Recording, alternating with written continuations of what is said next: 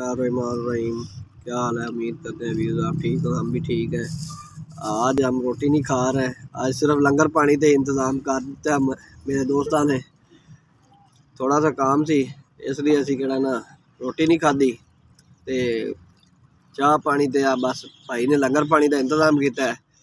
ये देखो आप, ये देखो ये रमज़ान भाई ने अपनी जेब से खर्चा किया क्योंकि अज इनका काम से ठेका इन्हू मिला दी ते मिठाई मंगाई है।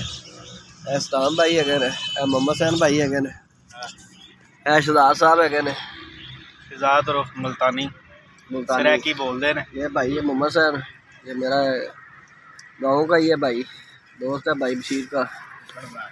ये ठेकेदार साहब बैठे रमज़ान साहब, पहले भी आप बता चुके हैं। व्यूज़ हमारी वीडियो अच्छी लगे लाइक और कमेंट करें और शेयर करें। प्लीज़ सब्सक्राइब करना ना भूलें।